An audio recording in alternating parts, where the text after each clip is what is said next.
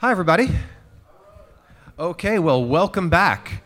We are at the Sync Up Conference, the 8th annual Sync Up Conference here at the George and Joyce Wein Jazz and Heritage Center in the Treme neighborhood of New Orleans, Louisiana. And this is, as I said, the 8th year of this conference, and this is the final panel of Sync Up 2015. So thank you all for being here. Closing the event. You are closing. You're headlining, bro. You are headlining the show. All right. Does this mean you're headlining Jazz Fest, right? Yeah, I'm just going to put that in my bio. Okay, fantastic. So this is a panel on crowdfunding, one that I've been looking forward to for a long time and looking forward to learning some stuff, because this is an area that I really need more help to understand. And so we have on this panel some folks that have experience doing crowdfunding on different platforms. And so Alexandra Scott is a musician here in New Orleans, a singer who has done a successful crowdfunding campaign on Indiegogo. Hi, Alexandra. Hi, Scott. Earl Ciano is a musician, producer, composer, band leader, who has also had success using Kickstarter as a crowdfunding campaign platform, rather. Welcome, Earl. Thanks. Blake Berticelli is a filmmaker, not a musician, who has had also significant success using Kickstarter as a crowdfunding platform. So Blake, welcome. Hello. And Kimball Packard, who is not a musician, but is a manager of artists, including Glenn David Andrews, who has also had success doing crowdfunding, and the platform that you used was Pledge Music. Is that right? Yes, that's right. Okay, great. So I thought a fun way to begin this panel would be to start with a video that Alexandra has on... Oops, I kind of blew that. Can we start again? Hi, I'm Alexandra. Nice. And this is my Indiegogo fundraiser. If I lived beneath the palm tree, I'm asking for money to make what will be my 6th record. if the light were always blue, then I'd be happy all the time, and I'd sing about the color of the Back in October, I had money set aside to start recording, and then something happened. I had a dog, Jack. We'd been together since April 2002, when I rescued him from the New Orleans SPCA, and he rescued me with his endless joy. On October 5th, he collapsed. He needed a very expensive surgery to save his life. After the surgery, I found out that he had 2 kinds of untreatable cancer. All the money I had saved for the record went towards saving Jack's life and making his last days comfortable, and I'm prouder of that than I am of any song I've ever written. If he'd needed one of my fingers and all the hair off of my head, I'd be 9-fingered and bald right now. He died in my arms on November 24th, and I miss him. So now I need some help from you to record these songs. I have 27 songs written, and I want to record as many as I can.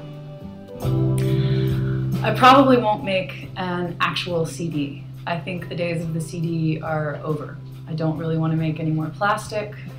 Plus, the internet offers all kinds of cool options these days, such as letting you pick the sequence you want your CD to be in, then burn it, or offering a couple of artwork options, then letting you download it, or creating opportunities for you to upload your own artwork. I know a lot of great artists, but the world and the internet is full of artists I haven't met yet. This is going to be a different kind of album, interactive. We will make it together. I want to release tracks as I make them. won't you do it again? The world has changed. My world has changed. Sometimes that's really hard. Sometimes that's really awesome. But I don't see I'm going to what we stop can the video there if possibly that's do okay. except roll with it. But that is really well done video. Thank you. We worked really hard on it. That's great. So let's just jump right in. Why Indiegogo? And as opposed to Kickstarter or Pledge Music or ArtistShare or any of the other platforms? I picked Indiegogo because I wasn't at all certain that I was going to make my fundraising goal, which, in fact, I turned out to be wrong about. We exceeded it by about $1,500. Thank you, lovely people. That's not wood. I don't know why I'm knocking wood anyway for something that's already done. But, prior to my doing the Indiegogo had allowed 2-month fundraising campaigns, and I thought that would give me a longer time to basically bother people for money. Other platforms didn't allow as much time. Kickstarter, I believe, is a month. You can do it. You can extend it? So they've maybe changed that since I was setting this up. But anyway, it ended up being that I had to do it for a month. But I think it's a little bit your nature. When my friend Vanessa Neiman did her Kickstarter, she picked Kickstarter specifically because she only wanted the amount of money they were asking for, and if they got less than that, she didn't feel it would be useful. Like, she wasn't willing to put it in a savings account and So wait. one of the issues for you was that with Kickstarter, if you don't make your goal, you get nothing. But with Indiegogo, if you ask for $7,500 but you only raise $6,500, you still get the money, or you get a percentage of the money? How does it work? They take a larger percentage of the money if you don't make your goal. So you have incentive to make your goal, but It's a difference of about 5%, I think. I think that's right. Yeah, it's like 9% versus 4%. So either way, they're going to take a commission on Yeah. what you raise, but Right. if you make less than your stated goal, they'll take a bigger commission. That's right. Earl? So depending on what your workflow is, either one can make sense. But like the reason that Kickstarter is set up the way that it is if you need a certain amount of money to be able to produce whatever the product is, say it's a CD.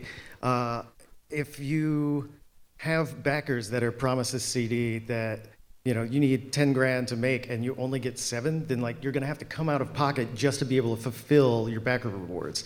So the all or nothing aspect of Kickstarter is actually, it's there by design as a feature so that you don't end up in a situation where you owe your backers something that you're unable to produce.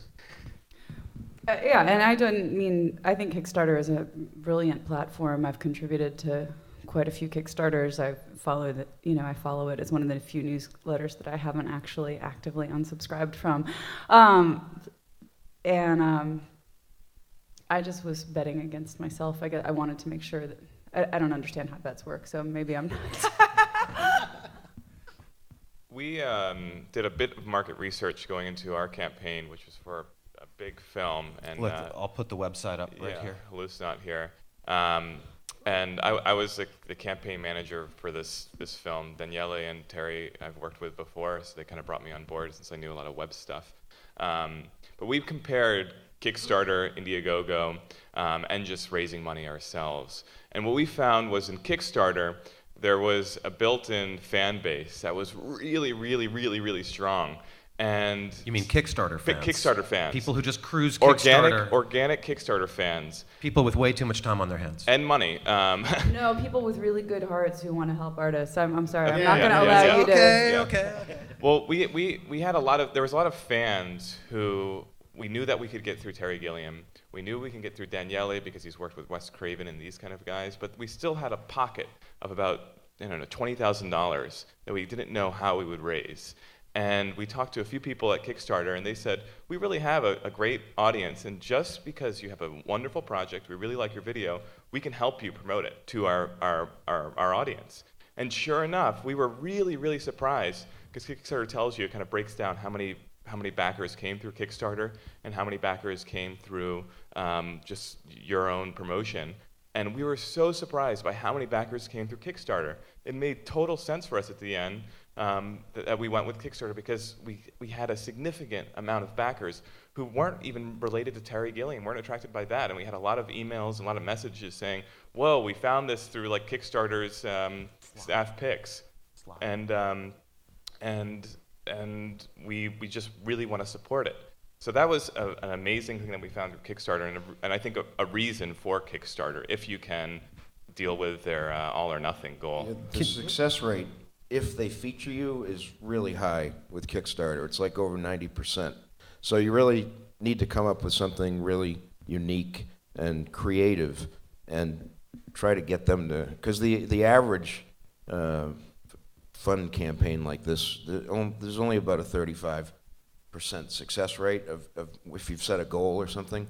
But with Kickstarter, getting them to feature you makes a huge difference. So can you explain, so we're looking at that, Blake, a slide that you provided. So I'm not too familiar with pledged via Kickstarter, via external refers. What are external refers? Is that like if I put the link on my web page and people come to it that way, or what do you mean? So a lot of the external refers are basically people who come directly to your Kickstarter page and pledge.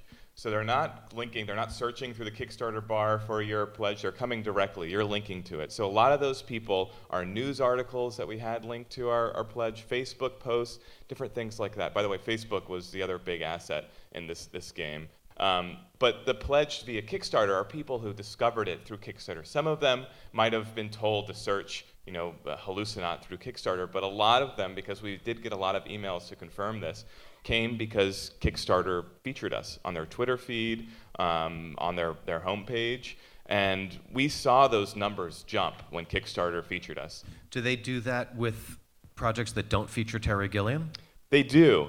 Terry Gilliam was a big in the door, but we really had to sell them with our project, with our video, with a lot of different pieces. And I just finished working on another crowdfunding project for Water Literacy Campus in New Orleans, and that didn't have any big names. It was just water literacy in New Orleans, which is kind of an intellectual concept that Kickstarter really loved, and a lot of our pledges came through Kickstarter.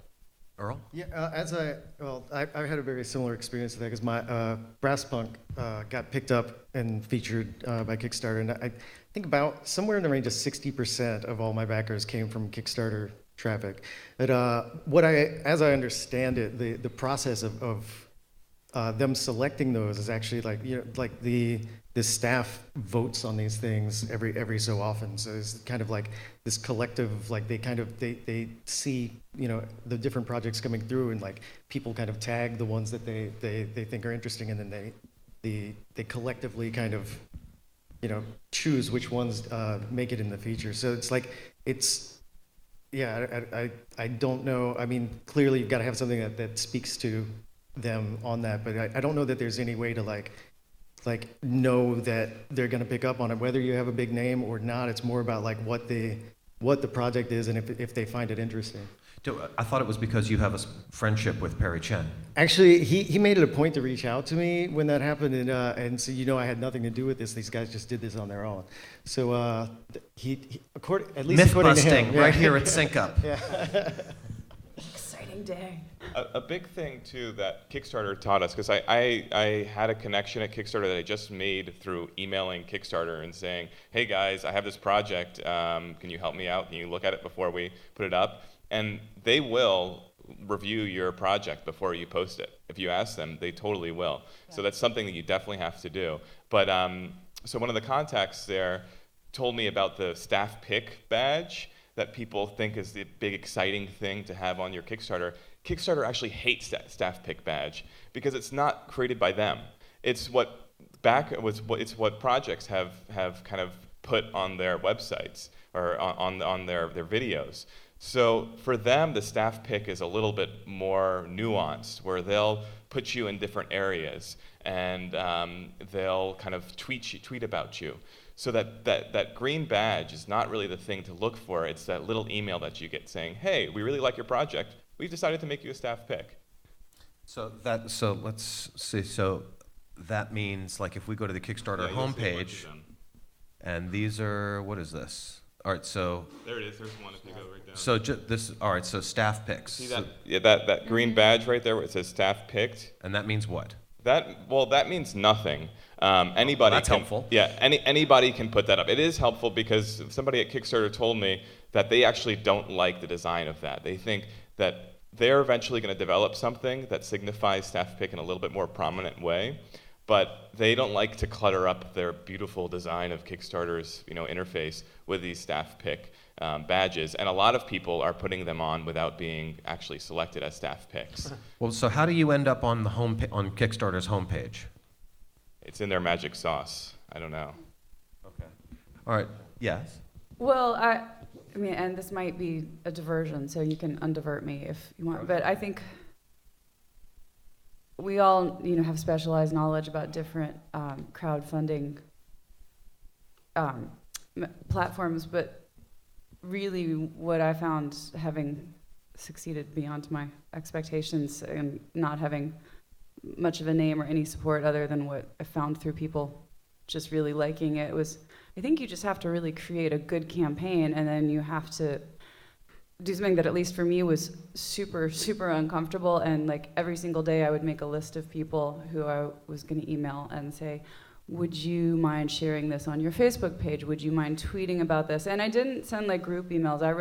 Sometimes I copied and pasted, but it was individual emails, because I think we're all so inundated with like way too many mailings. And I think so, no matter what platform you use, the important thing is to find a way to make it special and connect. You really got to people. work it. You've got to be there every day,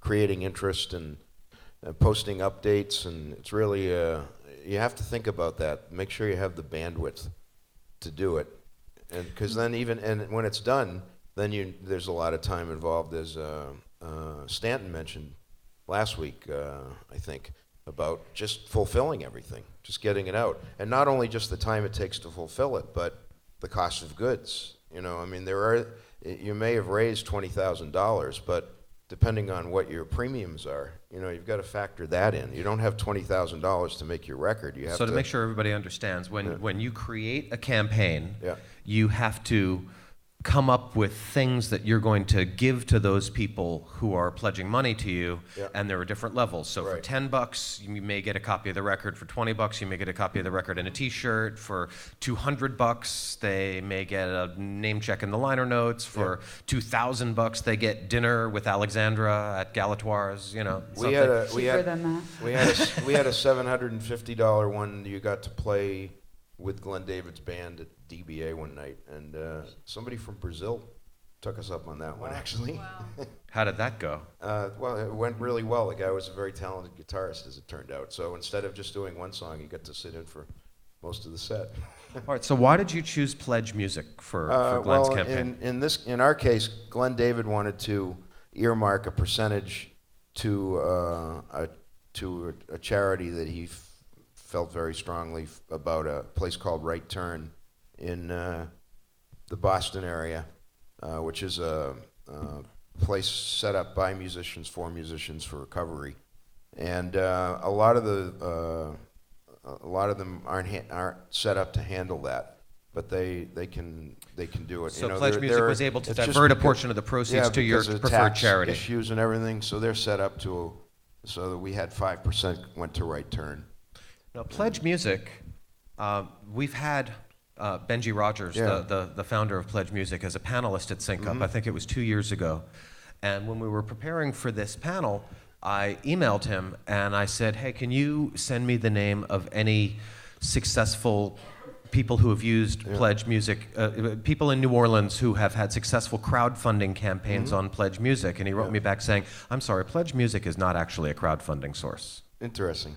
It's a fan engagement, fan building platform, and they really downplay the whole crowdfunding aspect of what they do, and yet it looks very much like a crowdfunding source. But there is a great back end to it where they encourage you to post regular updates, especially video updates or things, so people can see how a project is going on. And some people have used it where they've actually been posting demos of the songs that are going to be on the record and everything. Or there is a lot of fan engagement there, but it is still a crowdfunding platform, no matter what you say. All right. I have lots of questions, but I think our audience also has lots of questions. So I'm going to go ahead and open up the floor to questions. So if anybody has anything that they would like to ask that's specific, please come and use the microphone.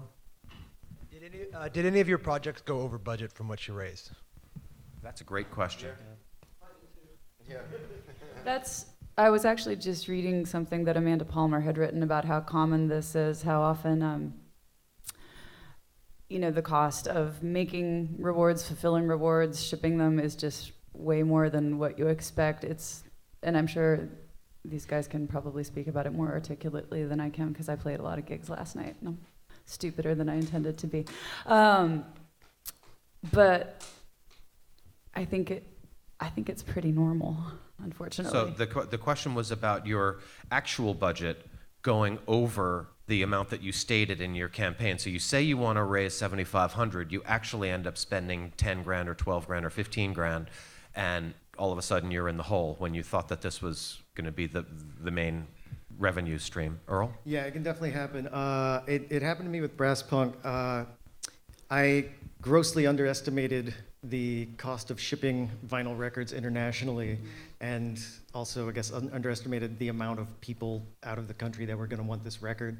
And fortunately, my project actually raised double the goal, so I had the cushion there to take care of it. But I remember thinking, it's like, man, I'm so glad that I ran over, because if not, I'd really be in a bad position. We're in the phase right now of sending rewards out, and the shipping cost internationally is kind of what's starting to hit us very hard. Something that I've discovered very recently, and I'm very happy that I have, because I didn't discover when we were setting the shipping costs on our Kickstarter, is that you can negotiate shipping costs with FedEx. And if you have over 100 parcels, so even like the little teeny guys, you can get like 68% discounts on your shipping costs. And it's something that I never ever thought about. Like I opened a FedEx business account, and I was talking to a FedEx guy. He's like, "Yeah, why didn't you guys call us before you start your Kickstarter?" So that's a big tip that we learned. But then the actual production, we raise more than we initially set. Our goal was $50,000. We raised about $70,000, and that made the director's eyes get a little bit brighter. And one of the things that we've had to deal with is kind of reining in on that extra money that we've raised and using that as the cushion and keeping that as the cushion and not expanding the film greater. And it's something we're still actively working on now that we're in production. So one of the strategies that everybody would tell us when we were raising money, and it made sense after the fact because you get that like last minute waiting to see if it's going to happen, is they would say like have a lot of money. Say you want to raise $8 grand, start with $4 grand, so that if you get there and it's worth it to you to have some investment, that you can have your own personal money. Is that cheating the system? Is that something that any of you may have considered? You mean like putting your $4,000 in to reach the goal? Well, or have your uncle in St. Louis, donate, be there on that last day. It's like an eBay auction. You have some money in reserve. You have friends and family who are waiting to invest in the project, and they've already invested some, but they don't want to see you lose out on your Kickstarter. So you may have had a strategy of having, a third of the money that you want to raise, kind of like the opposite of going over, knowing that you're not going to lose out what you raised because you were prepared in advance. Is that cheating the intention of Kickstarter? Is it a clever way of making your project happen? So I'm sorry, you got to explain that one more time. Okay. So you're saying that if you're falling short of your goal, right, have some money in your own back pocket to get it over the goal, say, so you don't lose out? Say my project is 16 grand, Okay. and I know that if I raise 8 grand, if I had 8 grand when I started, that I can fund my project. So I'm not going to lose out on money that was raised, and I'm still on the hook to It would finish apply the in an product. all or nothing campaign, I guess. I think that I've seen people do this. I don't think it's necessarily terrible. I also think that it probably makes more sense if you already got 8 grand and you need 16 to do the project, then just set your goal for the other 8. Because I think that there's a what you miss there, and it might be a subtle thing, but I think that there's kind of an added momentum that can happen once you cross the threshold for the goal, and you can start offering stretch goals beyond it. Once the project's in success mode, that can kind of roll. And setting your goal at 16 grand, and when you're going to drop in 8 at the last minute, might preclude getting that little pop. And sorry. You can unless you're going to carefully parcel out your 8 and donate it in small amounts, people tend to know the artist just donated to his or her own Kickstarter. And it's not necessarily a bad thing. My mom and a couple of different friends had given me cash donations, and in the last 72 hours, we were a little bit under goal, so I put a couple $100 in myself just to see, and then the next thing I knew, 12 hours later, we were $1,000 over goal, and I was like, well, I didn't really need to do that, but maybe on the other hand, maybe that was the thing that lit it. The other part that was a lot of people's advice was that, if you had that reserve, you'd keep your Kickstarter going. Say your Kickstarter was slow for a couple days, you might call up a cousin or a friend who had been waiting to donate, and then they'd hit your Kickstarter, so the numbers keep moving and it makes your project look active. Momentum's really important. They say that there's a much greater success rate if the project reaches, they say 20% in a week. It makes a huge difference. The momentum and that you develop just seems to, for some reason, if some people go and look at your pledge, your campaign, and it's 3 weeks in and there's only 10 or 15%, they're apparently less likely to donate. And the other thing is not to make it too long, because there's a fatigue that comes at the other end. That they say 45 days is the ideal, because you get to 60 or 90 and you're getting fan fatigue as well. Kickstarter highly discourages campaigns over 30 days. Yeah. They have the 60-day option, but they say do not do the 60-day option.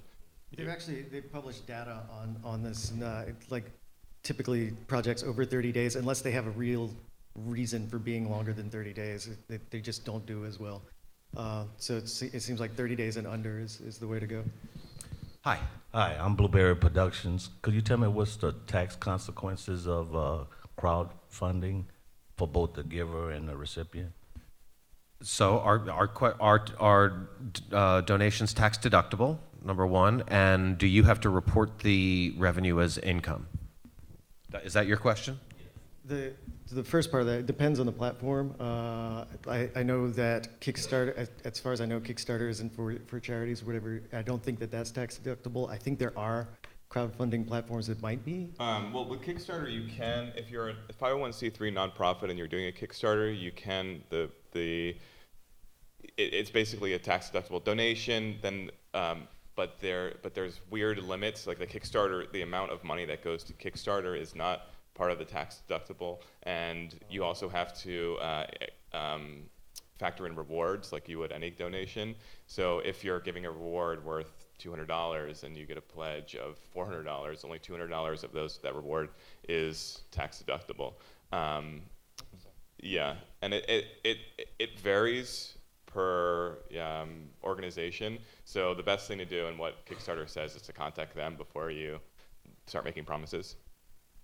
Yeah, I know Indiegogo offers a discount if you're a 501c3 on their fees, and in the case of pledge music, the only part that our pledgers were able to take as a tax deduction if they wanted to would have been 5% of the thing. And the income that comes in, it is income, but it ends up being used as expenses to make the record or something. So the tax liability, So you have expenses to offset exactly. the revenue. Yeah. So Sure. as far as your tax filing, it's a wash.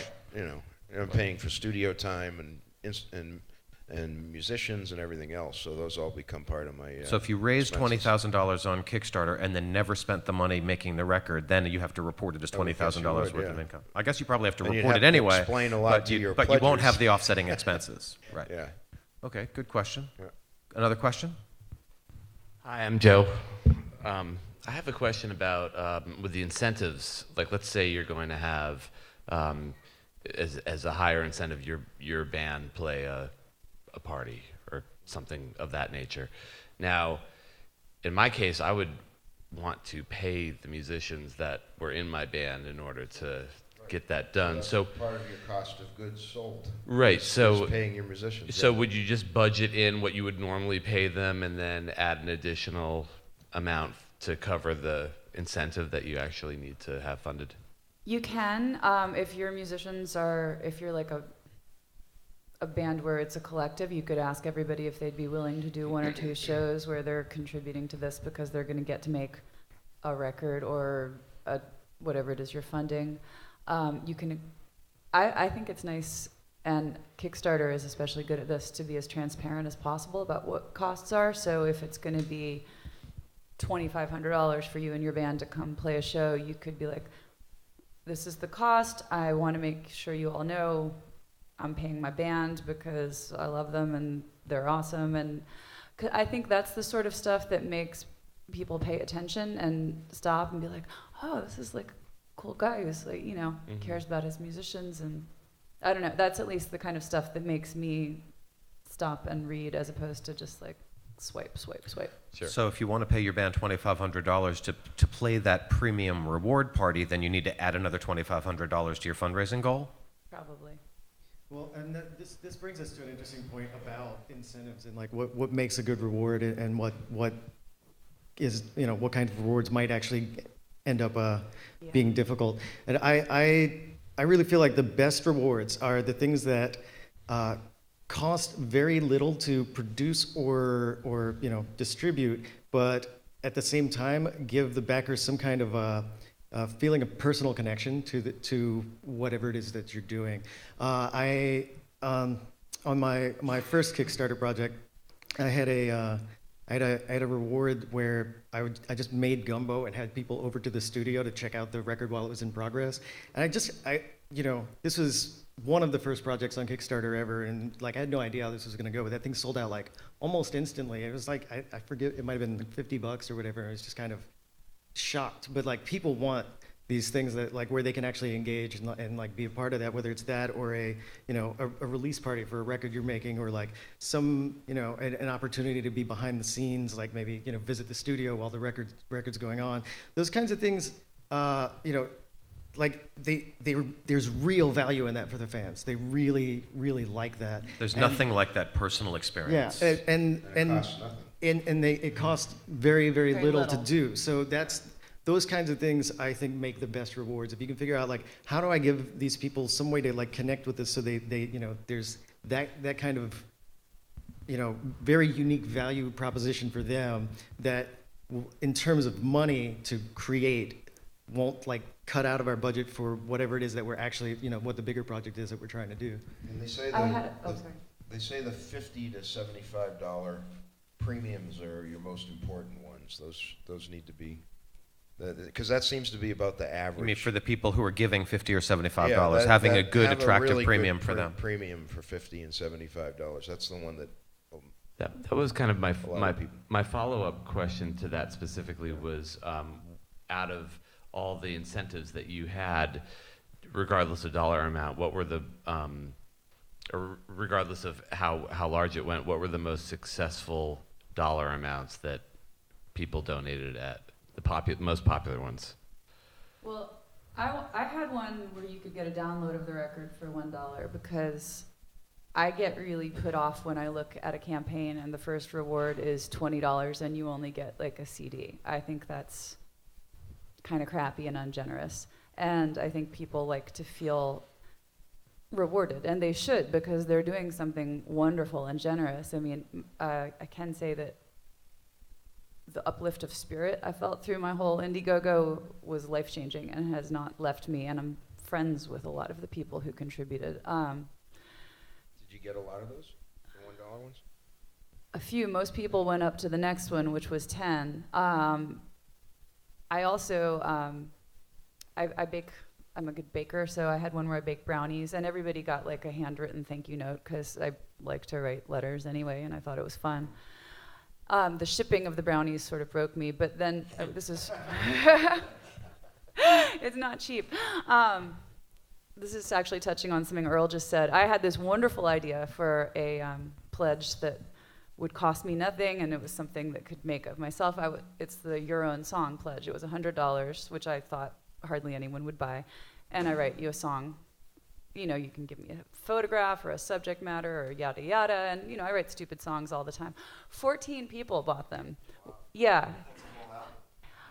That is like a year and a half of writer's block is what happened. I would sit down and I'd be like, these people like changed my life and lifted me up after my dog died, and this last song is shit, oh my God. So I'm still fulfilling my Indiegogo. So just like make sure, like brownies you can make. You can't necessarily write 14 songs, especially if you're a wicked perfectionist. So. Cool. So you touched on a really interesting point there too, in that, the reward levels for things really should be, you need to have things that are very accessible, because every person that gets behind a project and backs it, they feel a connection to it, and they're very inclined to talk about it and help, share the information about it. So you want like having a $1 reward level is really smart, because you get that engagement, you get those people, they become a natural word of mouth promotion machine for you. And pricing these things like a telethon where it's like, oh, $300 you get this keychain, like that's not really what this is about. You want the maximum number of people engaged, because really, like if you look at any Kickstarter project, the number at the top of the page before it even shows the money is the people, how many people have like gotten into this. And I think that like really it's about building a community as well as raising the money to build the project. And you're building this community of people that care about what you're doing. So like, why not have a point where like that makes it very, very easy for anybody that's interested to hop on board. That's so true. I think it's really more than the money. It's about, my Indiegogo was a loss leader towards building people who are going to stay with me, like what I do, follow what I do, be on my email list, come to my shows. So do you view your crowdfunding campaign as part of your overall marketing for your career or your project? The crowdfunding aspect is raising money, but the raising of the money and all of the ancillary communications that you do around that is also marketing, just general marketing. With our campaign with Daniele, who is a director, and he's been for many years a concept artist for Terry and for a lot of other big directors, we saw this as a chance to start his career as a director and as a filmmaker. And we could have gone out the traditional route and finding production companies and suiting them up, but we really wanted to figure out give him a fan base and start him off with that. And so that's why we chose crowdfunding. That's why we didn't create a business plan and go after big investors. And it worked so well. And Daniele, now, I mean, he's gotten so many compliments, and all those compliments have kind of lifted up his work and his confidence. So now he can he's not taking the concept artist jobs anymore. He's following his own vision and following his own path.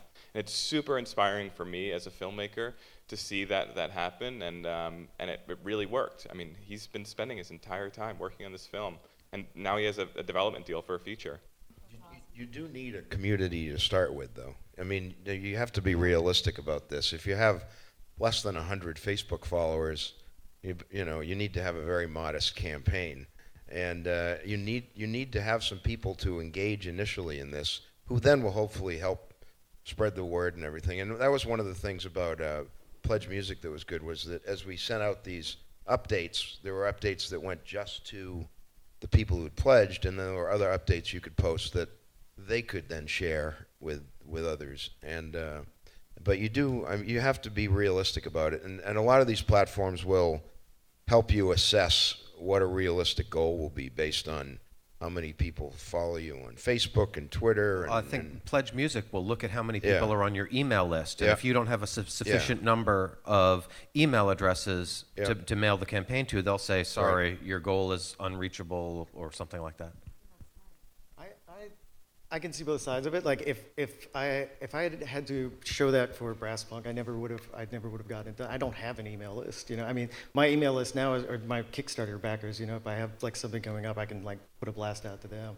But I think really it's about having a huge fan base can definitely help, because you tap them immediately. But even if you don't have them, if you're doing something compelling, if there's a really, if there's an interesting story about what you're doing, if it's unique enough, another route to go is try and get some buzz and press and blogs and whatever. And the interesting thing about that is if you can get a couple of people to pick up the story, like the blogosphere is really interesting, because like somebody will write about something, and then before you know it, like all of these other people have like picked the story up from that, and you can kind of watch it go through these levels of like higher and higher followed blogs. And like with Brass Punk, it was crazy to like kind of see stuff kind of in like these smaller music blogs, and then like eventually like end up in like Laughing Squid and Boing Boing, just because like if it's a compelling thing, then it can kind of make its way into the spotlight. So you don't necessarily need a huge Facebook following or whatever. If you're doing so, you've got a you've got something that's really interesting that people will latch onto. The other thing is, excuse me, I mean, I see a lot of artists I recognize in the crowd, so I'm assuming there are a lot more that I don't know. It's hard, I think, for artists to place a value on ourselves, and I had a meltdown, like a real honest meltdown when I was trying to put a price on my Indiegogo, and initially I was like, well, maybe I'll ask for $3,000, and a good friend of mine literally like took me by the shoulders and was like, how much do you want? How much do you need to make your record? And I was like, $7,500, and he was like, who the fuck are you not to ask for that? And I was like, what do you mean? And he was like, I'm so angry at you right now that you're not asking for what you actually want and what you think you're worth. So like I was so scared the day I launched my Indiegogo, and within 24 hours, I can't remember how much we'd raised, but like a lot. And so yeah, be reasonable, but also, especially if you're an artist, be daring, and because it's really hard, and it's good to do. So, yesterday we had a panel with the management team for Sturgill Simpson, and I'm sorry, were you trying to say something? Yeah, I was going to ask you. Oh, go ahead. Okay, sure. Tied in with what you were talking about just now, could you talk a little bit about what the different platforms offer from the mechanics of managing a campaign? Because one thing, I've got a bunch of different social media platforms, have a bunch of different followers, but if I did Twitter, LinkedIn, Facebook, and some others, I'm like 30,000 people that I have connected to. But for me to engage all of them, that would be a nightmare. So what do you do from targeting, and also what do the different crowdfunding platforms, how do they integrate with the different social media platforms so that you can manage the campaign effectively over that 30-day period? Why would it be a nightmare to engage with all your people? Well, I don't know. I mean, I'm just thinking that to try and engage and have conversation or have updates or things. If it's one-way direction, that's fine. But if there's a dialogue, or maybe how much of it is a dialogue? How much of it is a huge dialogue. If you just want to talk to them and have them not talk back, you really shouldn't be doing crowdfunding. I mean, I cannot tell you how much time I spent saying thank you, and then also I need you guys. And every single time I did that, I mean, not every single time, but I'm going to say 90% of the time, people I'd see on their Facebook page, boom, I just contributed to Alexandra Scott. I love this campaign, and also she just wrote me, and I like her. So like, talk to your people, listen to them. Like, there are also, I mean, so when we found that, because our campaign, we knew that we were going after these like we had these big guys involved. The biggest surprise is that the tweets that Terry Gilliam did, the tweets that even we had Stan Lee didn't really amount to that much. What really came was when we had those conversations, like you were saying. But that said, we did have a really rigid plan of marketing that I think really worked, and I would preach the gospel of this, of having a weekly press release, which was our formal things, talking points that we needed to say, that we wanted to say, because we were being asked by different blogs and things for this. And even the smallest campaign can do this, is just have kind of what they want, what the message is for that week. And that's sent to a newsletter. And then we had, from that, then we had the tweets that we wanted to use, the Facebook pieces that we wanted to use. And that was just like our basic mission, our basic talkable points that week. And the rest of it, and the majority, that was a very simple thing we did. And the majority of the work then came in responding and creating dialogue around that. Not even creating dialogue, just responding to dialogue. We had tons and tons of messages through Kickstarter, and that alone took, that I was working 9 hours a day, 7 days a week on this, and a good part of my time was responding. Yeah, running a campaign is a lot of work. It's not like you just set it and let it go. It's like it's something you're going to manage. It's going to be a full-time job while it's running. So can you describe the initial steps in the process of setting up the campaign, and what are the milestones of legwork? We've all heard that doing a crowdfunding campaign is a lot of work. So what are some of the steps that you need to take? I mean, start making a video certainly is one. We really got to come up with the budget and what you want to raise, but then the video is probably the most important piece. That's where you're first going to connect. So deciding with the people. amount that you want to set for your goal. Well, I imagine that's just really deciding important. which platform is. Well, that as well, yeah. And they're all a little bit different. There are 191 of them now, or something like that, in the United States alone. Crowdfunding platforms. Crowdfunding platforms, yeah. And then there's the, you can do it yourself. Okay, so deciding which platform, deciding the budget and the amount, making a compelling video that tells your story. What are the rewards? Creating the rewards. Okay. Having people you trust read your everything before you put it up, so they can be like, I don't really think anybody's going to pay $3,000 to fly you to Hawaii, but that's a nice idea. Although one advantage I will say of Kickstarter over Indiegogo, unless they've changed it, which they probably have because it's a website, Kickstarter, I think you can offer almost unlimited rewards. Indiegogo, there was a finite amount, and I found that annoying. Finite number of rewards levels? Yeah, there were. So I had to prune some of my more interesting ones. So what are some of the other steps? Do you have to do like daily Facebook posts that I'm doing this every single day, don't forget me? Prior to launch, and this is something people ask me for advice on crowdfunding from time to time, and one thing I really stress is before you launch it, even from this point that you're even thinking that you might want to do a crowdfunding campaign, start making a list of all the people that you possibly know that can help get eyes on your project once it's live. It could be, writers for traditional press, bloggers, friends that you know that just have a large social media reach that you could send a message to and say, hey, I have this going right now. Would you mind putting it out to your network? And start compiling that list. And over time, if you have it going and one day you're in the grocery store and you think of someone else, it's like, oh yeah, I'll put them on the list and have it going. Because once the project goes live, if you don't have this kind of plan of action of how am I going to drive people to this, it can be a really sinking, harrowing feeling. It's like, okay, it's live, now what do I do? But if you start kind of brainstorming and having that list to go down, and just over time as the project's going, reach out to these different points and you're constantly trying to drive traffic to it. Yeah. Oh, sorry. No. Good. I also love Blake's idea of sending out a weekly update or press release, or possibly both. And if you don't know how to write a proper press release, and I say this because I write a lot of them and I write them for friends, Ariel Hyatt has a guide on her website for how to write a good press release. Everyone should read it. Because if you send out a press release and it's too cutesy, or you forget to mention your project, or that's a problem.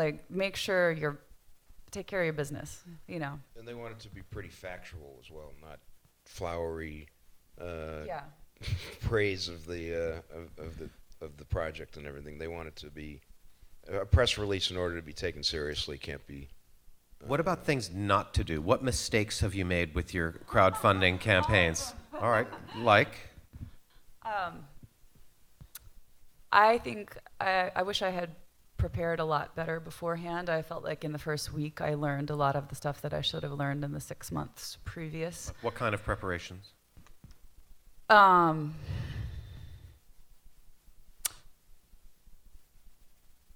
I knew who I was going to contact. I knew who I was going to reach out to. I had talked to a bunch of people, but I didn't have a list of blogs that I was going to send to, and I think I could have done better at reaching the blogosphere. I have a hard time saying that word. My big lesson was to be explicit, especially with budget. Most of the questions that we're fielding were on budget, and we honestly didn't know the exact how the line item of our film, because it was so complex, and we needed to pay a line producer to get it done. But I think that would have been a worthy investment before we started, is having a very explicit budget and having everything that you can think of, because you will be asked and put about that on the put it right there, front row and center. Publish your budget. Publish it. So Yeah. just transparency, so people know exactly what you need the money for. Yep. Well, I think our one mistake, which seems to be fairly common, was it was the cost of goods sold, the expense of the shipping and all those other things that to fulfill the premiums that we really hadn't completely detailed out. Like how much it cost to buy a tube to mail a poster and those kind of things. I mean, we were fortunate in this one that we didn't have a lot of international people that we had to send to, but I did one recently. It was just a pre-sale campaign, really, for Melanie. We did a live double CD, and we got a huge number of respondents from overseas. She's very popular in Europe, so we had to send out 100 plus CDs to to Europe to Germany to UK, and not only was it $6.16 for each one, but every single one, you have to do every one individually and fill out the customs form and everything. So it was time and money that we hadn't really thought out. Interesting. Question. Yes, I have like a double question. It's like the crowdfunding initially is for like first timers or grassroots individuals, and the second question is, if you establish the funding and you're successful, do you graduate from like Kickstarter or something, and how do you build? You get your fan base, you build, or how? I'm gonna say, I mean, no, it's not just for beginners. It's for like really established people are using crowdfunding. It's a legitimate and awesome means of. But you can't do it too often either. No, you can't do it will every get. year. I mean, it's hard to even think about doing it. We'd have to do it a different way. I think the next time, just because. Well, I think your first question was, if you're just beginner, you may not have very much of a fan base or many followers. So is it worth it trying to do a crowdfunding campaign if there aren't that many people paying attention to you? Well, as Earl had said earlier, if you have a compelling story, a compelling project, then you can get the press for it. That can make up for not having a big fan base. Even more than the press, if you can get, sorry to interrupt you, Scott, but if you can get those people, your LinkedIn or your Facebook, your Twitter followers, all those people, and I don't like to use the word followers, but I mean it is, because it should be more engaged than that. The ones that I follow, the ones that I think are successful campaigns are the ones where I don't feel like somebody's just blasting me with an email and wanting something from me, but where they're actually kind of thrilled that somebody wants to jump on board and be like, I love what you do, and I actually am going to listen to what you say. You're not going to like all of it. People write annoying emails all the time, and they're like, oh, you look too thin, or your hair's weird, and whatever. You know, that's the business. Your hair's weird. But you were also saying earlier that, I mean, as opposed to trying to put a call out for funding on your own web page, where you may get very limited traffic because very few people know who you are, if you use a platform like a Kickstarter or an Indiegogo that has lots of hits that they're getting from people that are just out there searching for things to fund, so you might benefit from some of that spillover as well. Or if, say for instance, like the guy that makes media, if you want to keep your art social and you don't want to go mainstream, or you don't want a lot of corporate involvement, do you stay with crowdfunding and such engines on the internet like that? I think that crowdfunding is a great kind of Kickstarter. I mean, it kickstarts you.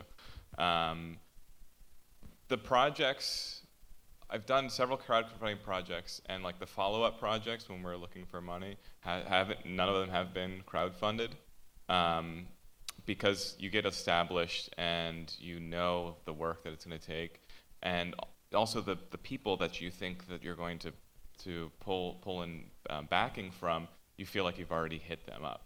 So you don't want to hit them up with something else. You might want to hit them up with a product. So I would say you have to be it's a very delicate equation to make. Some projects, like there was in Kickstarter, there's the watch, what is it called, the Pebble watch or something, that they followed up their first very successful Kickstarter with a second Kickstarter for the next version of the watch that was it was like the most successful Kickstarter ever made. But that was built into their business model because that's how they marketed it, that's how they pre-sold it. So I think unless it's like really part of your larger strategy and your larger mission, then you just have to do some soul searching to see if it makes sense. Yeah, brief comment about that. I wasn't looking to get into crowdfunding originally, but I've worked in the technology space, and a lot of what would be considered angel investors or seed investors, even venture capital investors, want to see crowdfunding first because it proves that there's a market, and it's marketing, it's developing a community. So it's the whole new way of how to market. It's social marketing, and it's not the way it was even 5 or 10 years ago. So now if you go with a business plan or something like that to investors, they're going to want to know, where did you put this up? You know, what platform have you been on? If you go, what do you mean, what platform? Well, right away you're looking at being naive because everybody's going to Kickstarter or something like that first, and it proves the audience before they'll then say that you're going to have traction in the marketplace. That's actually exactly the reason Kickstarter was designed. It was that so my friend Perry Chen, he started the company, and there was a situation he wanted to create this event, but there was no way to know if there was actually enough demand for this particular event he wanted to do at that time that he wouldn't just lose all the money that he would put into it. He's like, why isn't there a way to just test this before I commit to it? And so that was the origins of what eventually became Kickstarter. It was a market test basically, and it's really awesome to kind of see that it's come around to this point, because it's the safest thing. Like you know that there's a market there before you go to production on whatever it is, and it really, that was a long-standing problem in business. Is that risk? There were a lot of unknowns, and yeah. That said, if your Kickstarter doesn't work out, don't give up on it immediately. I've been with a lot of projects who have had failed crowdfunding campaigns, and some of them have stopped work on their project. Others have found new ways to tool their project. It's just the thing to push their project forward. And so either way, I think the progress and momentum is something that you want to get this project finished. You want to get this project done. You're going to try through Kickstarter, but if Kickstarter isn't going to work, you're going to have that narrative that you've created to build your Kickstarter, to build you to the next level and to take it to a new place. And that's really the attitude you have to have if you're going to make a life in the arts anyway, is I'll try this, I'm going to try my hardest. If it doesn't work, I'm not going to feel great for 24 to 72 hours, and then I'm going to think of the next thing. I have noticed that everybody's been asking about budget, and I think that's the place where I messed up the most. And I think it's, maybe there's a great tool out there that's like how to create a budget if you're kind of an idiot. If there is, somebody should tell me about it, but I think that might be the hardest thing. I think just figure out everything that you think it's going to cost, and then add 33%. Yeah, that's probably good. And don't forget about it's not just the budget of making the record. It's it's all these other expenses. That's one thing that, if you come away with nothing else from that, just remember that all of that costs money after you're done. Well, that was what Stanton was talking about last week. He was saying that he raised, I don't know, $20,000 or something. Yeah. He maybe spent half of that making the record, and then the rest of the money he used producing the record, shipping the records, fulfilling the premiums, and so on. So the budget is realistic as far as the fundraising goal, but the entire budget isn't just the production of the project, it's all of the other things that you have to do on top of it. So I was going to say earlier that yesterday we had a panel on the career of Sturgill Simpson. And his manager talked about how Sturgill's first 2 records were self-released and self-financed. And I asked, did you crowdfund? And he said, absolutely not. Crowdfunding would be tantamount to selling out. It would be making yourself beholden to the whims of the public, and it wouldn't allow the artist to exercise complete creative autonomy. How do you feel about that statement? I completely disagree with that statement. I mean, unless you have a package that says for X amount of money, you, the backer, get to dictate something about the record, I think. I'm sorry, I know Sturgill Simpson's probably doing better in his career than I am, but I think there's a misunderstanding of what crowdfunding is. But I see this all the time in discussions that people have this distaste for it. They feel like it's begging and like it's a little ignominious, and just if you can't get over that, crowdfunding's definitely not for you, but I think that's silly. And I'm a filmmaker, and filmmaking is my passion. And I probably will never create a crowdfunding campaign for my films because they're highly experimental and they're very personal to me. And I know what it takes to do a crowdfunding campaign. And for me, I can create a film. The biggest thing is I can create a film without backing. I can create a film. I don't need that push. And in fact, I thrive on that. So it's very personal for me. But there's a lot of filmmakers out there who don't have the same kind of relationship with their art as I do, where mine is extremely personal and I don't even want to show it to most people. And for those, crowdfunding is the right thing. And Daniele, who was the filmmaker, was very kind of hesitant to jump in the spotlight all of a sudden for being behind the scenes for so long. But he realized that his film really needed other people to be made. He had this film already written, he had it concepted for about 15 years, and there was no way he could make it alone. And he was at a point in his career where he said that it's now or never, I'm gonna do it. So maybe I'll enter into that point, and I would totally jump on crowdfunding, but for my particular art, and this is something that I like deeply had lots of time to soul search about, I'm not comfortable with putting my art in the crowdfunding sphere. It is a sphere. You do have, there's marketing, there's all that kind of stuff. So you can't forget about that. I still think you're probably less supervised making a self-financed crowdfunded record than you are working for the Weinsteins or any major or not so major label if you're a musician. But again, that's just my opinion. Earl? Yeah, I think that that the premise that you laid out is definitely a misconception of what crowdfunding is about. And in fact, I had a failed Kickstarter project last year where I tried to actually do exactly that. I wanted it to be this interactive process where the backers got to make decisions that drove the shape of the music that was being created. And I don't know, either I failed to explain what it was well, which is possible, or people just weren't into it.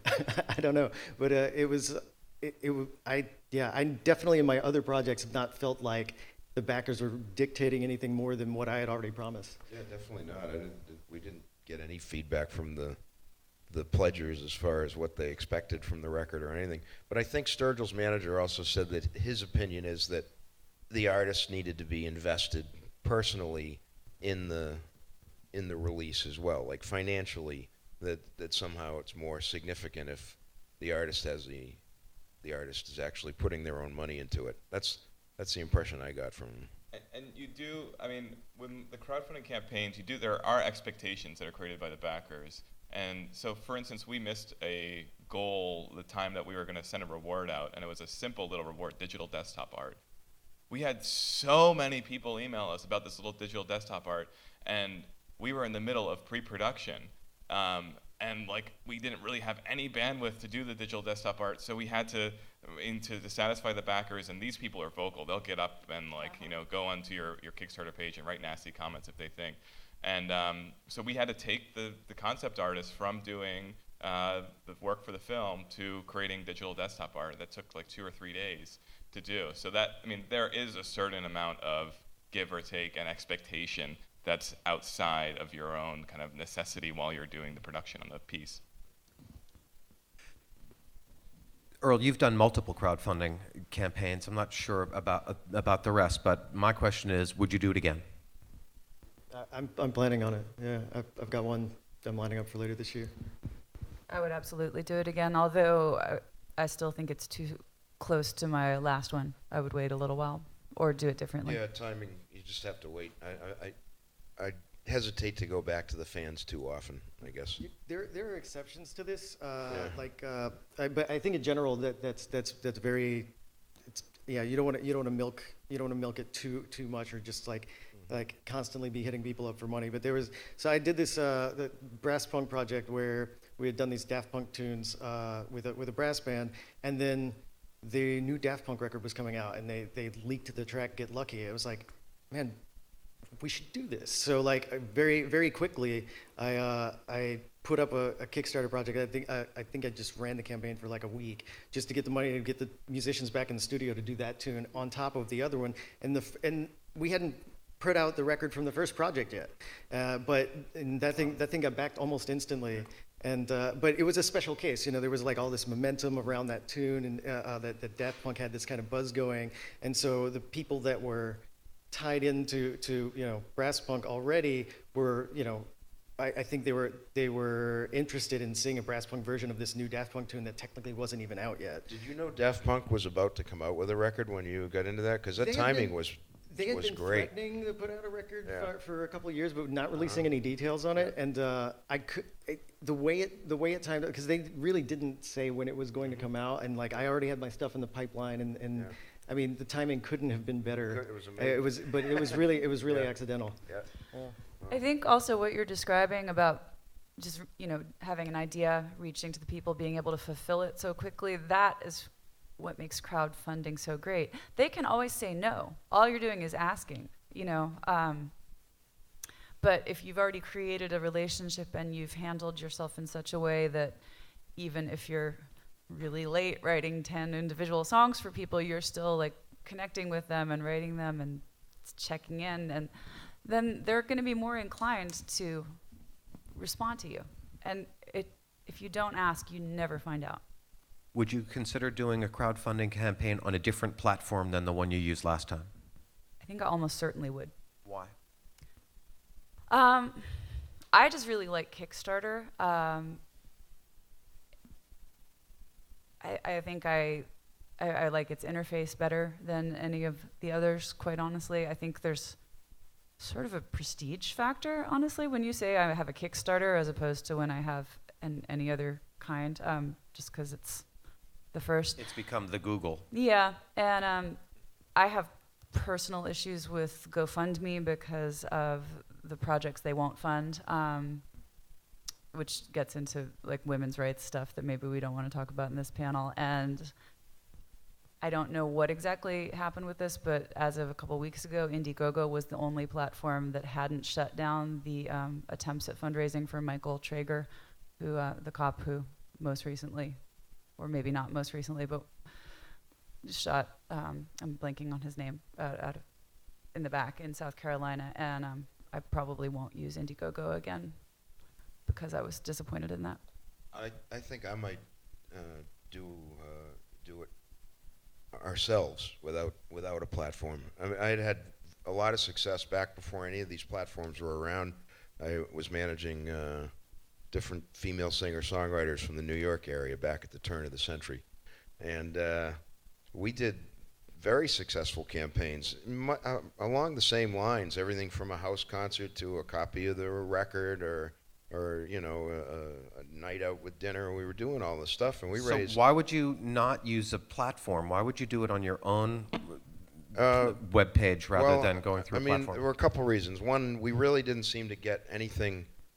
We had almost no penetration for people who weren't already fans, and we did so why give up that, in their case, 15% with Pledge Music, then when I can do it myself, I can create something that's going to look just as great and not have that additional expense in the budget. So.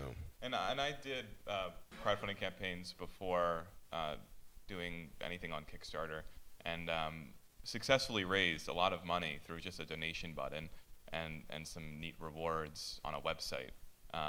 And that donation button, I think it's like 1.9 to 2.9%.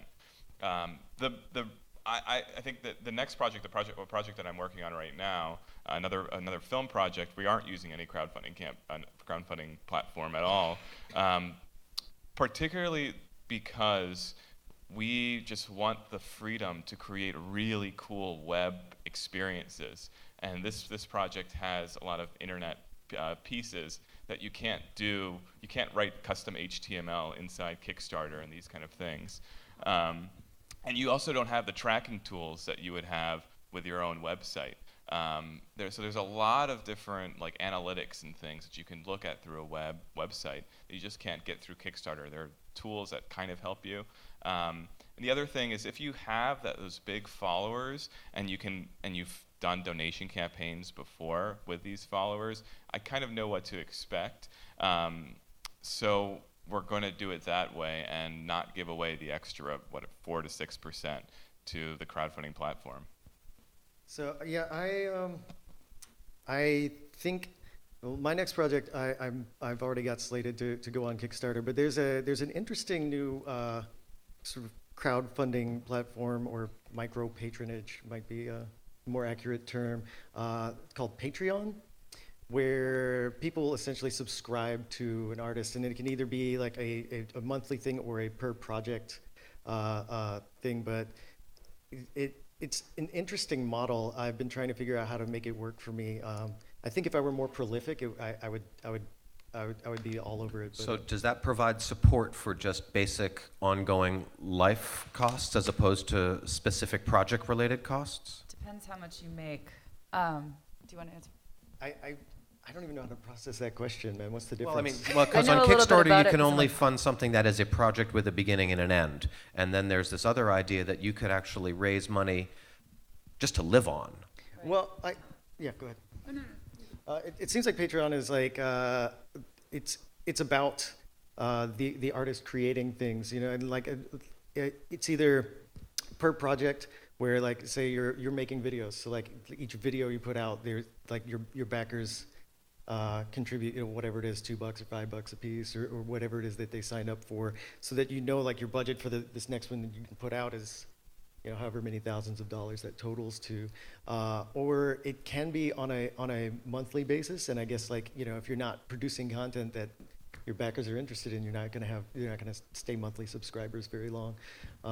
So at that point, I don't know if it's more ongoing than Kickstarter, but I don't know, like, if anybody's gonna get mad at you if you, like, go have a nice dinner with some of the money. You know? Well, I don't know that you could prove it, but it's a way essentially of supporting life. And I believe Kim Bookbinder has been doing a version of this long before Patreon existed, and built into her costs was an understanding with her backers that occasionally she was going to take time to, like, turn off her phones, go decompress, and live her life. Like, that she was not going to be constantly producing because she's a machine, and not a machine.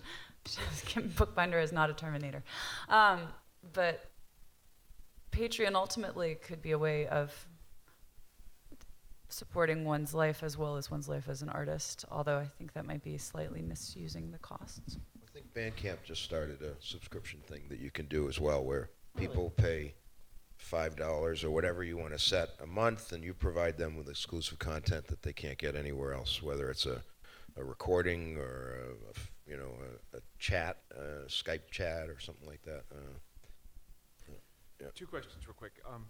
You mentioned about the tools and integration. Are you using external tools like Hootsuite or something to manage your social media, or are you managing that from something in the platform? And also, are there platforms that are more mobile friendly? I think they're all pretty mobile friendly, and all of them have some sort of connection with, if you link your Twitter and Facebook accounts and everything, you just post there, and then, you know, it's sent out. So it's not like you have to go to each place and post. And but I do use Hootsuite myself just to keep track of things. Yeah, and I think the biggest tool that I use is Google Analytics, and setting different segments and setting different goals on Google Analytics, tracking click rates. I mean, you can get really, really complicated. You shouldn't get really, really complicated unless you have huge, you know, decisions to be made about hundreds of thousands of people. But little things like having 2 versions of a video or 2 versions of a web page, and seeing how many people press the play button, and then going with that. That's a big tool. I mean, Campaign Monitor to send emails. You can send out different split tests, A/B tests. We did a lot of that, and you send it out to, like, the first 10% of your newsletter base, and whoever opens it based on a subject line or content, that's the one that goes out to the rest of the 90%. And little things like that really helps, because that creates what what is called conversions, when you get people to click on a link. So it can be anything from colors to your language. Mostly it's the call to action, that language that you're getting people to click the button for. And you as a single person don't really know what's going to be the best until you send it out and get it in front of people.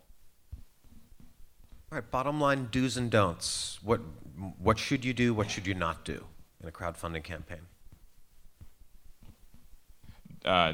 Definitely do have a budget, do be explicit, and do have the bandwidth to answer any questions. The flip side of that is don't go in it without knowing your budget and picking a random number. Don't be shy, because you have to really be explicit. And and don't give up, because at the last moment you will have somebody who saves your butt if you're really, really, really working hard and showing that you're working hard. And I mean, this might not be what everybody else in the panel thinks, but do appreciate the person who gives you the $1 just as much as the person who gives $1,500, because that might be all they have to give. That's a meaningful gift. That's all super valuable. And honestly, you can tell the difference between somebody who's just kind of phoning it in and going, yeah, thanks, here's the super automated email you just got, blah, blah, blah. And you're just like, huh, well, I'm not so psyched I donated to that. And the person who's like, so pumped, you're on board. Like, that's what I want to hear. That's what I want to see. Fulfill all your pledges in a timely manner. That's important. Unless they're songs, Kim. Unless they're songs, yes. Some of us are trying. That's the footnote. Yeah. I'd say do engage and do focus on building the community. These people, the people that back a project, are really your new best friends, and if you treat them well, they're gonna follow you through not just that project, but lots of projects for years to come. And don't. I see this often, and we hadn't actually gotten to it today. Some of this in there. When you have a campaign going, the thing not to do is to just blast your social media every day with, "Hey, give me money at my campaign here." A really good way around that, a really effective way around that, is to create relevant updates to with some kind of content. It could be a photo of you, writing a song, or maybe some lyrics that you wrote for a thing, or like something that relates to the project, and put it up, and then your post that you can put into your social media that links back to your crowdfunding campaigns, like, hey, there's a new update here, check out these, got the first verse of whatever song up. And so then it's not just like, hey, give me money. It's like, hey, look, this is something I'm working on, come check it out. And then it gets them to the place without it being such a, without it being so direct that, it's like, hey, I'm just trying to get money out of everybody. It's more like, hey, check this thing out I'm doing, and if you want to support it, you can. I would sometimes share stories because I had such wonderful interactions with my backers. So sometimes I'd just be like, hey, this just happened. I got this unbelievable, sweet email from such and such people, and they're donating, and they're coming to my show, and I'm so excited to meet them. And that kind of stuff got click-throughs like you can't even imagine. The other thing is, make your rewards as interesting as you possibly can. Like, think about what it is you do that's special. Do you bake brownies? Do you make homemade scarves? Can you draw somebody a picture? I mean, because I don't really want any more CDs, and I don't want a sticker, and I have tons of T-shirts. That kind of stuff, put it in there, but that's a little boring. Put some stuff in there that's exciting and super individual, because I guarantee you there's somebody out there who really, really wants a hand-drawn picture that you signed and drew a heart on. Our fastest reward that went was when we drew a picture. It was like within 5 minutes. We drew a picture, we photographed and videotaped the guy drawing the picture, and then we put it on Facebook, and we put it at a very nominal fee. That's why it went so fast. But we also wanted some unique person to grab it, and that worked so quickly. Within like 5 minutes of posting, drawing the picture and putting it up, it was gone. That was definitely the fastest. So people want something that is very personally touched by you, and so that helps them feel like they're having a personal interaction with you. Yeah. Lyrics, a score, or the music signed, things like that. Yeah. Kristen Diablo just put together for her campaign, which I think was Pledge Music, a really nice book of handwritten lyrics. Sarah Quintana is doing singing telegrams for hers right now. I mean, the people who donate to this stuff are, as far as I can see, cool people with interesting taste, and they want something special. They might be glad to have a T-shirt on top of it, and make it a good T-shirt, by all means. But something that's unique and hand-touched, and they that were they way can more feel your excited about the presence. brownies. The brownies were like the thing. What's in those brownies? Chocolate and butter. Well, and there you have it. Yeah. That's what makes them so special. I offered and love, to bake you and some love. one time, and you said you were gluten-free. Yeah, well, I'll make you some. Okay, that would be great. Thank you. And they're made with love. We know that. Oh, no, I hate everyone. Any other questions before we go? Yes. All right. Well, please use the microphone. Hello, I'm Steve. Hello, Steve. One question, and it might be self-explanatory, but when creating a budget, and even if publishing it, obviously you have to, if you hire musicians, you need to pay them a salary, you need to pay for studio time, all that stuff. Do you include paying yourself a salary, rent, food, all that in your budget? Yes. And like living expenses, I would forgot say. that. I think it's smart to do. I think that like if with any project that you're going to take on, if it's something, of non-trivial and substantial, if you really want to do it your best, you need to be able to focus on doing that. That should be your job at the time. I think it's completely reasonable to put that into your budget so that you can focus on making whatever this thing is that people are getting behind you to support as good as it can possibly be. And along with the explicit line item budget, I mean, there's reason behind it, and you really have to show that each piece has, the reason you're putting on your budget is to show how thought out your project is. And in addition to that, you're showing that each piece has a reason to exist, to be paid for. It helps you as a creator to figure out kind of your final budget, and it all helps your audience understand what you're doing. So, I think another exercise is once you have that budget, to really figure out how you can explain each piece of your budget, and do that in a succinct way. You don't have to really lay it out in a crazy, contractual way, but just kind of to tell people, hey, I'm taking off work for this month. I'm not going to work at all. I'm just going to focus on this. I would normally, I have rent expenses. That's how I first kind of got my salary for the project. I said, hey, I have rent expenses. I'm going to give myself to this. Can you at least pay for rent? And they said, yeah, sure, we'll do that. So that's kind of how the conversation started. So just be honest. Be honest. Okay. Do we have another question? Any others? Just wanted to say, I was going to mention one thing. Just I've been coming since the first year of Sync Up. I thought you were going to wrap up, but thank you for having this. It's phenomenal, and after coming for 8 years, it's such a great resource. Thank you very much. I appreciate that. Okay. Yes, thank you. I appreciate it. So I was going to ask about the updates on social media and I really like the idea of having more unique updates rather than just please give me money, I'm having this campaign. But what's the fine line of how often to do that? Because I know people that work for event companies that invite me to an event every day and that just make me want to just turn off the notifications. Would you say like 1 week, every week, or does it really depend? I think you have to feel out your Facebook and people and Twitter and whatever other social media you're on. Initially, I did it every day. In the middle 2 weeks, I let it lag a little bit, and then the final week, it was every day. I mean, you run into the problem with Facebook in particular that maybe 10% of the people are seeing it. So you do need to post at different times and things like that to hopefully get more eyeballs on it. But I think you really have to do it, as was mentioned here, more subtly, and not just say, my pledge drive is going on. Post a video or post a song or post something, and then, oh, by the way, sort of thing. But give them something for your begging. I think Yeah, give them. That's a good point. Sorry, or like give them something before they even donate. Yeah, I think assuming that you are posting content that that's interesting, or that you hope that people will find interesting. I don't know if there's a hard number I can give you for like do it this often or not, but I think a good litmus test would be how much engagement you're getting on it.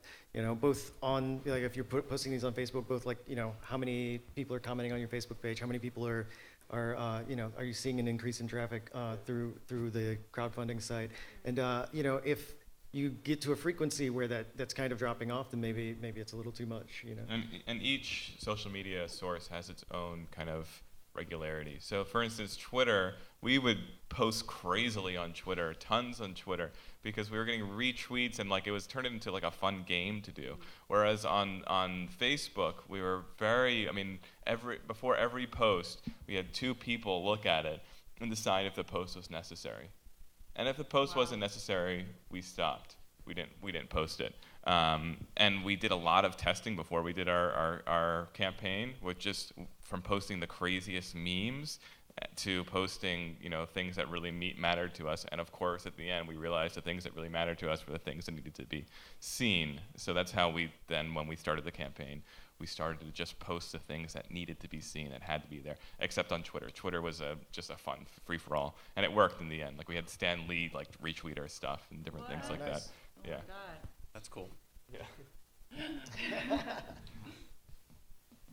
Well, have we covered it?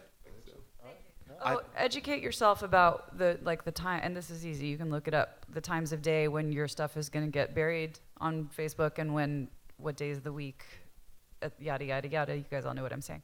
And if you are considering a Kickstarter, a really great place to get started is Kickstarter's Creator Handbook. If you look up Kickstarter's Creator Handbook, just go through that. That's literally how we kind of based our entire campaign, was off of what they taught us, and it works. It's great. Also, Ariel Hyatt, who runs Cyber PR, has fantastic free online tools for not just how to write a press release, but how to prepare for a crowdfunding campaign. It's worth checking out. I'm sure it's not the only one, but it's the one I know. All right. Well, please thank our incredibly learned and experienced panel, Alexandra Scott, Earl Ciano, Blake Berticelli, and Kimber Packard. So that concludes the 2015 Sync Up Conference, the 8th annual. We'll see you back here next year. Thank you all so much.